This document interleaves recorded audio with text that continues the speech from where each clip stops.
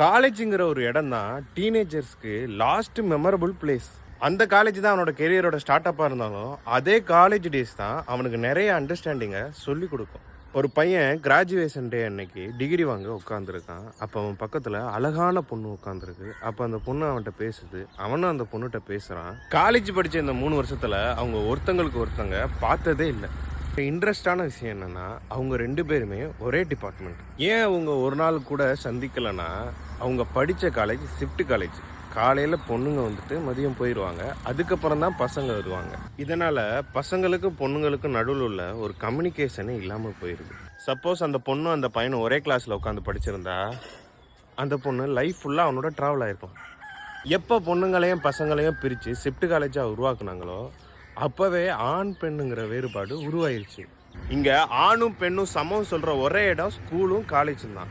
அங்கேயே பிரித்து வச்சா உமனுக்கும் மென்னுக்கும் உள்ள கம்யூனிகேஷனே இல்லாமல் போகும்.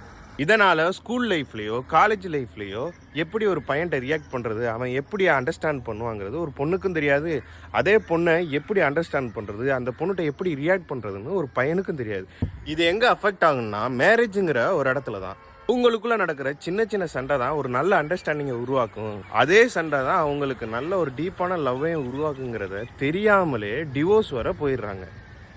அதே இது அவங்க கோ எஜுகேஷனில் சேர்ந்து படிச்சிருந்தா பொண்ணுங்கன்னா யார் பசங்கன்னா யாருன்னு தெரிஞ்சுக்கிட்டு மேரேஜ் லைஃப்பில் ஒரு 50% ஆச்சும் அண்டர்ஸ்டாண்ட் பண்ணி மூவ் ஆன் ஆவாங்க. நீங்கள் ஸ்டூடெண்ட்ஸை ஸ்டார்டிங் ஸ்டேஜ்லேயே பிரித்து வச்சா ஆண் பெண்ணுங்கிற வேறுபாடு இருந்துக்கிட்டே தான் இருக்கும். இதனால் பெரிய பாதிப்பு ஏற்படுறது காலேஜுக்கு இல்லை, அங்கே படிக்கிற ஒவ்வொரு ஸ்டூடெண்ட்ஸ்க்கும் இது பெரிய பாதிப்பை ஏற்படுத்துது. இப்போ உள்ள டீனேஜர்ஸ்க்கு எந்த மாதிரி கல்வி முறை தேவைப்படுதுன்னா, 90s காலகட்டத்தில் எப்படி கோ எஜுகேஷன் நடந்துச்சோ காலேஜ்னா காலையில் 9 மணிலேருந்து ஈவினிங் 4 o'clock வரை நடக்கும். நடுவில் இன்டர்வல் லஞ்சு எல்லாரும் சேர்ந்து ஒருத்தங்களுக்கு ஒருத்தங்க மதிய சாப்பாடை ஷேர் பண்ணிக்குவாங்க. அந்த சாப்பாடு ஷேரிங்கோட சேர்த்து அவங்களோட துக்கம் கவலை அன்பு அக்கறை இது எல்லாத்தையும் ஷேர் பண்ணிக்குவாங்க. அதுதான் அவங்க படிப்பை தாண்டியும் ஒரு இம்பார்ட்டன்ட் லைஃப் எஜுகேஷன். தயவு செய்து இந்த ஷிஃப்ட் காலேஜை கோ எஜுகேஷனாக மாற்றுங்க. ஒரு ஸ்கூல் டைமிங் எப்படி இருக்கோ அதே மாதிரி காலேஜ் டைமிங்கையும் கொண்டு வாங்க. அப்போதான் இங்கே ஸ்டூடெண்டோட மைண்ட் செட் நல்ல விதமாக மாறும்.